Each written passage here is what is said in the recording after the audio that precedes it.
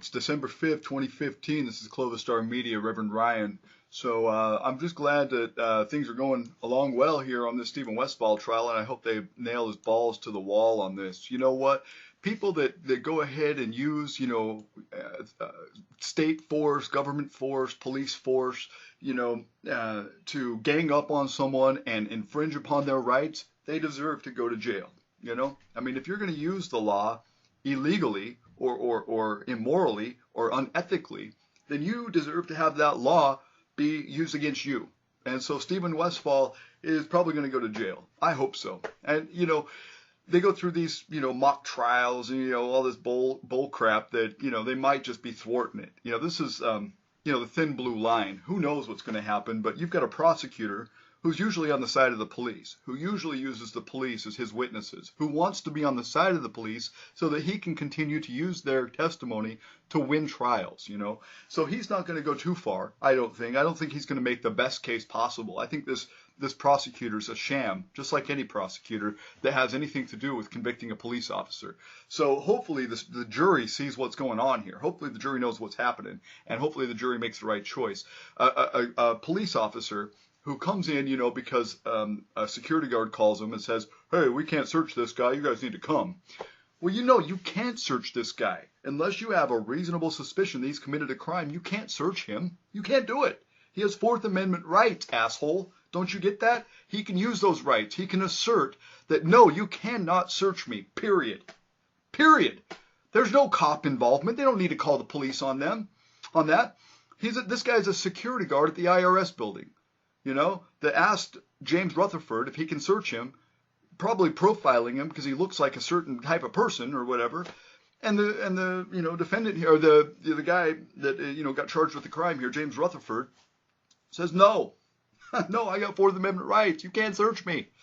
And then the guy gets offended. The security guard's like, "Oh, you're going to question my authority? Oh, well, I'm going to have the cops come and harass you." And so he does. The cops come in and they put their hands on this guy, And so, of course, this guy's going to get upset. First, they violate his Fourth Amendment rights, and they impede his ability to do business with the IRS, and they accuse him of something he hasn't done, which is carrying a knife, which even if he had a knife, it's not illegal. You can have a knife. I have a knife. I go into the courthouse with a knife. As long as it's not over 2 inches, you can have one. This is legal, You know what I'm saying? This is ridiculous. He could have a knife. So what if he has a knife? You can't search him. Even if he has a knife, you can't search him. So what? He hasn't committed a crime. Don't you guys get that? So when they come over with the cops and they put their hands on him, of course he's going to cuss them out. No, you can't do that to me. That's what he was saying. This is wrong. I haven't committed a crime. That's all he was saying. And so then they force him, with extreme force. They've got like 4 cops on this guy. And they're, because he hasn't even committed a crime yet, at this point. And he's not resisting. I watched the video. He walks out peacefully. He's using his First Amendment to, say that they're idiots, basically. And that he's going to sue him for violating his Fourth Amendment right, And that's well within his First Amendment right to say those things. And then they start, pushing him and manhandling him. And even though he's not resisting, they start, really getting rough with the guy. And so then he pushes back. He's like, "Whoa, you're going to push me in my face into the hood. You don't need to do that." And so he pushes back. And then the Steven Westfall guy comes over and just pounds him with his elbow and then does it again. And he was totally under control. He had handcuffs on. He hadn't hurt anybody. He hadn't assaulted anybody. He had done nothing wrong. He didn't even have any reason to be searched. There was nothing about what he had done that was illegal. And, then they have him completely under control. And because he's mouthing off and saying things that the cops don't like, this Steven Westfall comes over and slams him into the cop car with his elbow.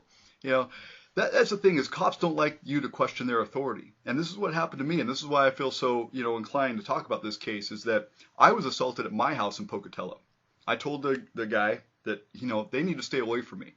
They have a son that they defend with all of their might. He's like 30-something years old. He won't work.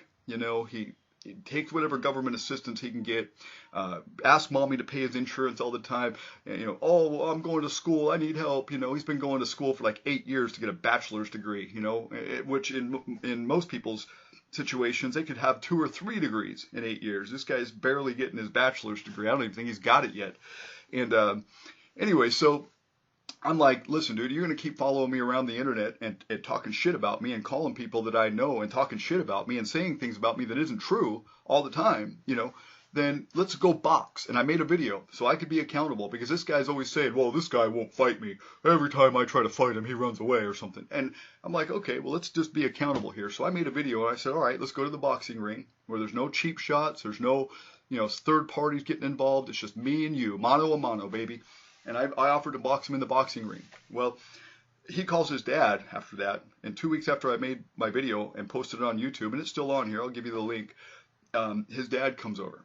And his stepdad, and he's like, and I'm supposed to be at work at the time, right? I'm supposed to, I have a business. I'm running this business. It's my business. If I'm not there, I'm not making money because I don't have any other employees. So I'm supposed to be down at my retail store that's over by Walmart at the time. But because we were dealing with other things with our real estate, I wasn't at work. And he expected me to be at work. So what upset me the most was that he came over to my house while I'm supposed to be gone. And I'm in the house, just doing other things, and I hear my wife outside yelling, or getting yelled at by somebody.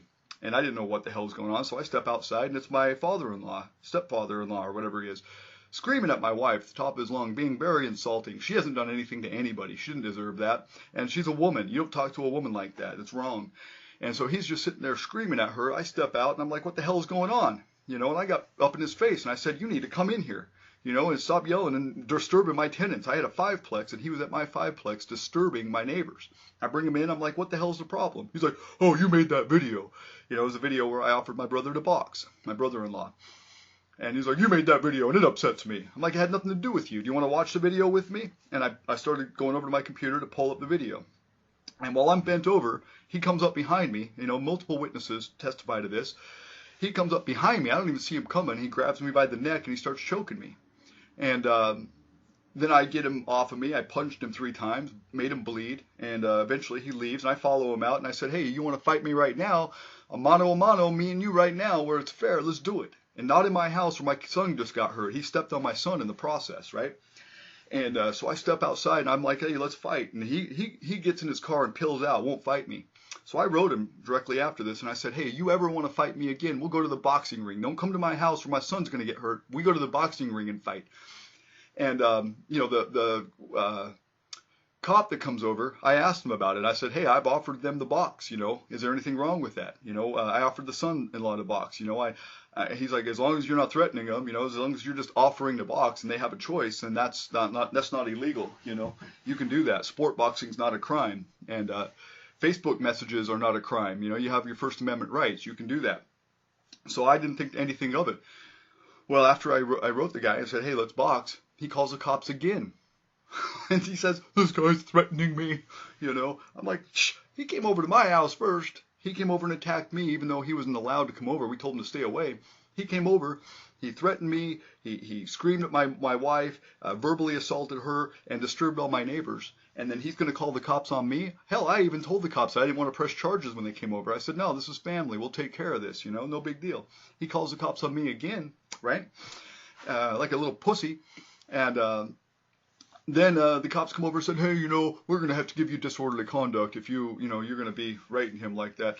And I was like, well, you told me yesterday that there's nothing disorderly about that and there's nothing illegal about that. So what are you talking about, And I said, well, if that's the case, then let's press the charges you were talking about, the battery charges that you told me that we would press yesterday. Even though I declined yesterday, you told me I have up to a year to file charges. Let's do that. If he's going to use the cops to harass me, and you're saying that I can't do anything about it, you're just going to come over here and harass me on behalf of him. Let's use you guys to go ahead and push the charges that I should have pushed on him yesterday. And that's what that's all I'm saying. I'm fine with not using the police. I can handle my own business. I don't need the cops. But when I got the police report and I figured out what was going on, he had called the cops on me 3 times. Once before he came over for the Facebook, message about me boxing my brother.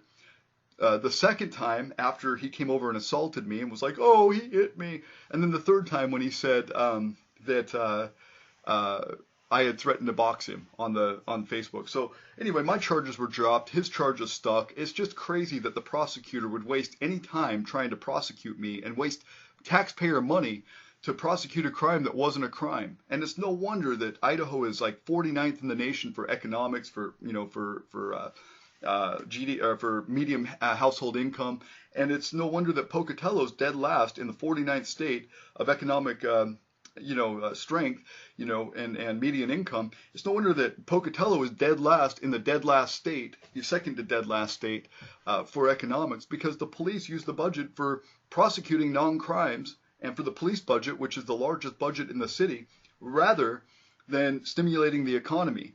The economic fund, the economic development fund, is only $75,000 a year. It's been that way for a decade or so. The police budget is like $13 million, and they wonder why they're in poverty. That's why they're in poverty. Let's just put it that way.